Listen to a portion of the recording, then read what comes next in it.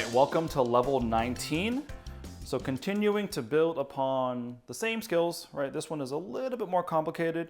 We are adding some more shifts, some more interval changes, but not necessarily introducing anything new here just quite yet. So the very first line here, this is our first time that we're gonna be having the same wrist position and shift in both hands. All right, so going from our CG to this B and F sharp.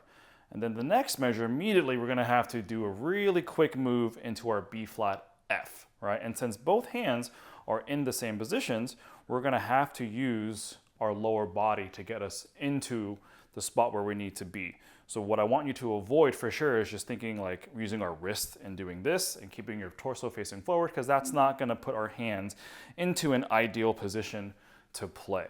Whenever we are trying to hit a natural key and an accidental at the same time, right? We want our torso and our arms to kind of still be in the same setup as we would be in if we were flat. We're just looking in a different direction, right? See how that works here? So I'm not really contorting my wrists or angling my elbows out in any weird way. I'm still keeping things relatively neutral and just moving my lower body. So as you go from a B to F sharp to B flat F, it's a pretty big move. I'm looking this way for the B F sharp, and I'm looking this way for the B flat F, right? So I like to think about using my right foot, right, to kind of push into this other position here. And then the opposite, we're pushing with our left back to the B F sharp, okay? Try to avoid just taking a slow step and kind of pulling yourself into that position, because that's always going to be a slower motion than having a more explosive push with the opposite leg. All right, so it'll look something like this. Here's line number 1.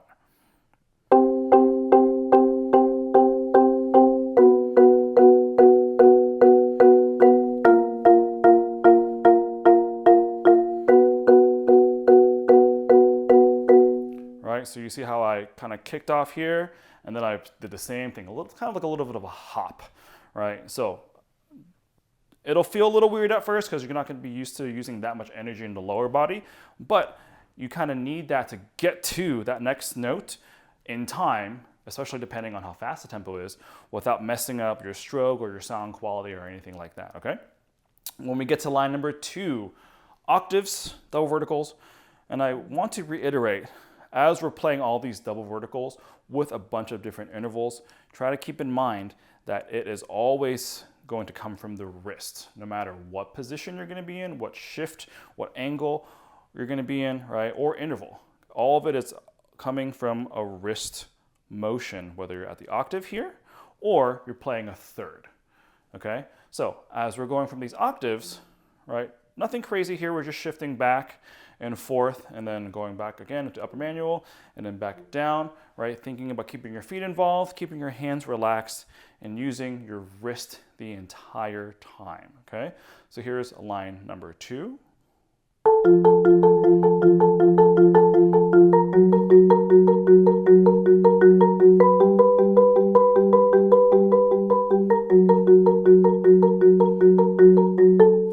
So I'm just using my right foot to go back and forth, shifting my weight as well, okay? And you may notice in the music that it's not written as 16th notes the entire line or even per measure.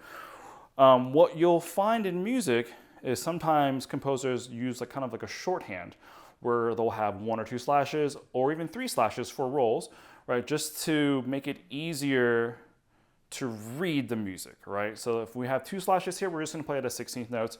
Where it's 1 slash, like in the first line, they're just gonna be 8th notes, all right?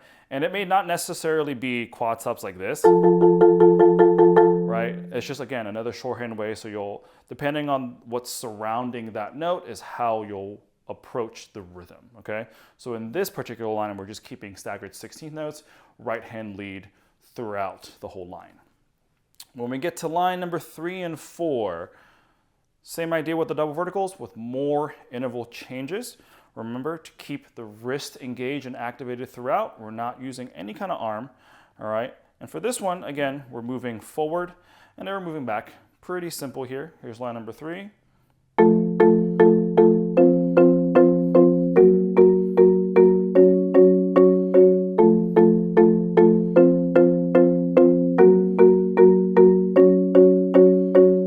right? So again, shifting the weight back and forth, changing from a third to a fifth, okay? And line number 4 are also the same intervals. We're just playing 16th notes the entire time here, right? So we got our thirds again, fifths, thirds and fifth, and 16th notes. Here's line number 4.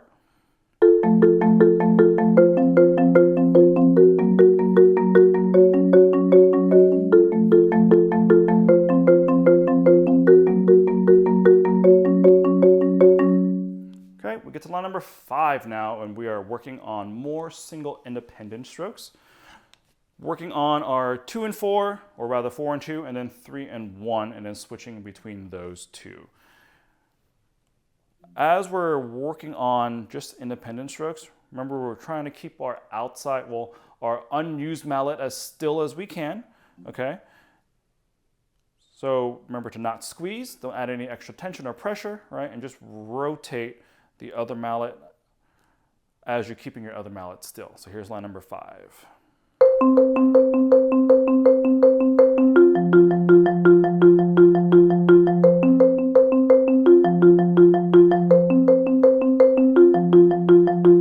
Okay, and you may notice the transition between the measures, you're gonna have to do a switch, right? So that's kind of like doing a single alternating stroke to help you transition in between the two measures here, right? So if you think about just the right hand for a second, right? So at the transition of that, the and of 4 going to 1 is going to be a single alternating stroke, and then back into more independence, okay? And then of course the same thing applies to our left hand. Line number 6, we have our first kind of inside scalar exercise here. So this is our typical green scale, right? Using mallets 2 and 3, okay? So something about playing on scales though, with the inside mallets, right? And this is always applicable, but our beating spots are really important as we go up and down. And it's gonna be tempting when you're playing a C scale especially to kind of have your mallets stacked above and below the resonator, right? But I want you to avoid that because that's gonna create different sounds per hand. We don't want our sound of the scale to be 2 different sounds, okay? We want it to all be the same. So I would start with both mallets next to each other, like always, when we're playing with either 2 mallets or insides, right? And as you move, you're shifting just to the side, keeping your beating spots over the resonator, right? So we're not stacking our mallets like this, okay? We're keeping our mallets side to side, right?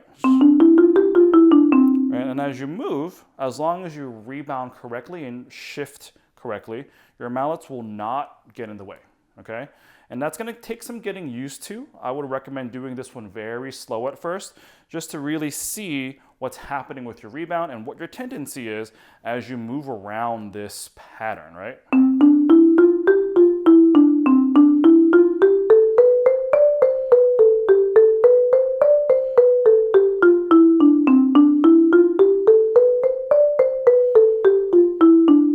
And of course, slowly speed this one up, right? Don't just go right away at full tempo.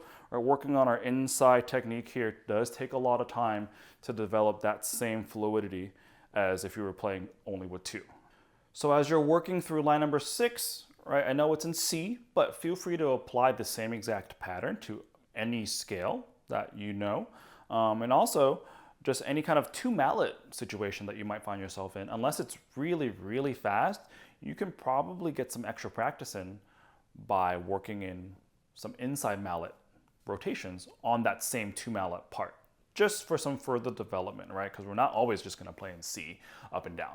We're gonna play in F, we're gonna play in B flat, we're gonna play in a bunch of different key signatures that have all these other shifts involved, okay? And just building more of the vocabulary here and muscle memory to rotate around the keyboard and all these other scales would be beneficial in the long run. Lines 7 and 8. So these are actually very similar to our line 7 and 8 from level 18, right? The notes and the intervals are all actually the same, but instead of playing double stops, we are now staggering the hands to play 16th notes, right? So line number 7, we start with our right hand. The right hand is leading these interval changes. All right, so we have line number 7.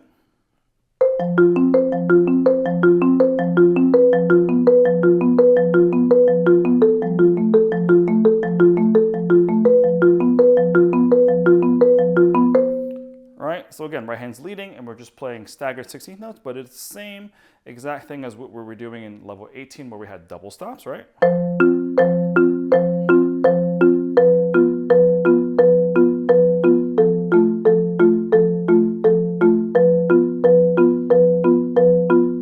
right, so the same skill set applies. Again, we're just staggering the hands. What would actually be useful as we're working on this skill set though, is to also reverse the hand that's leading. So instead of only doing right hand lead, I would recommend also adding in some left hand lead on the same note, same exact interval changes. We're just going left hand lead. So instead of going 4, 1, 3, 2, it'll now be 1, 4, 2, 3.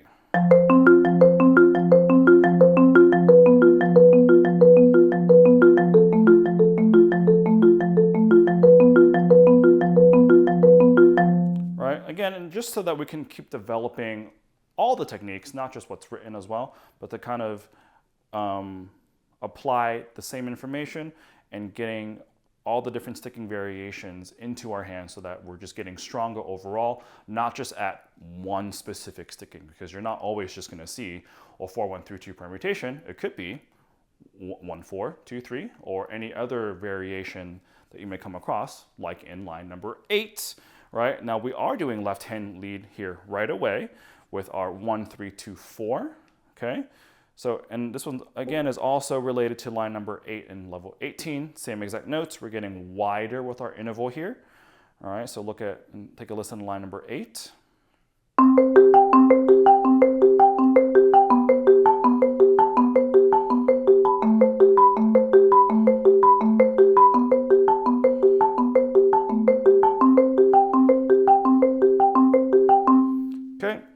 As you play these exercises, remember to always keep your ears open. Yes, we're developing our muscles, we're developing our technique and our rotations and all those different things, but we're also training our oral skills and working on hearing, right, different things that can help us improve as a musician, right? So specifically, if you look at line number 8, for example, right, we know that these intervals are spreading larger, okay? And like we said before, you're not going to be able to see all 4 mallets, right? But if you happen to miss a note, right, if you're critically listening to what's happening on the keyboard, you can make a better informed decision about how to recover, right? Because if you miss a note, it's not just, oh, I missed a note, let me look at it and find the right one. You should be able to hear as you play these exercises enough whether it was a lower note that you missed or a higher note that you missed, and that'll tell you to go the opposite direction, right? So as you're playing these exercises, remember to listen to the sounds that you're making so that we're just training not just our hands, but also our ears as well. So with both of these lines, whichever hand you decide to start with or whatever hand you're working on that particular day, right, really thinking about how that downbeat hand lines up with the metronome, just so that we can stay in time, right? Since we're playing so many notes here in such quick succession, it can be very easy to kind of get lost in all these notes and rhythms and just kind of get off with the metronome, right? But we still have to stay in time, making sure that we're playing even 16th notes throughout as you control your interval changes and the single alternating stroke, all right? In addition to making sure that all 4 mallets sound the same too, okay? So if you needed to go back to level 18 to make sure that everything is balanced and still working the correct way, go back to your double stops, right? Before you decide to dive into more 16th notes, just so that we can balance all the things and it doesn't get messy as we add in more rhythms. Lines number 9 and 10 is when we are now combining some of our lateral motions here, all right? So we have this descending lateral, the 4-3-2-1 in line number 9, and our 1-2-3-4 in line number 10. There are checks built in through both of these lines, okay? And we're also adding the shift, right, to our B flat and E natural, okay? So this gets pretty dicey here after the laterals, and because you have to really think about how quick you need to move for the B flat and E, all right? So after these laterals, okay, you have to really think about pressing off away with that right foot and kicking yourself into this position at the right time so that you strike the B flat E in the correct spot, all right? Remember, we're aiming for the edge of the B flat whenever we're doing an upper manual and lower manual double stop, okay? So here's line number 9.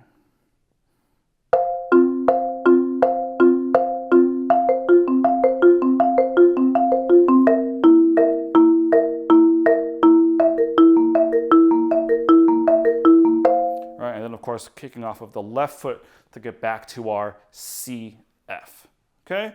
And as you're doing this, right, we've been talking about this lateral motion a lot here the last few levels, okay? Try not to get so bogged down in what the hands are doing that you forget about the rhythmic aspect of playing a double lateral, right? We're still trying to play even, balanced 16th notes throughout, okay? So don't get stuck just trying to get doing that motion and kind of throwing the hands at the keyboard and hoping that the rhythm's even, because it probably won't be. Really think about how you're controlling each mallet, right? Remember to not squeeze, stay relaxed, okay? And make sure that we can hear just da, da, da, da, da, da, da, da, right? It should sound, if you took away the pitch, it should sound like a snare drum. It should sound like we're just playing 16th notes, regardless of what kind of motion the hands are making. All right, line number 10, we have the opposite lateral. We have 1, 2, 3, 4. All right, so here's line number 10.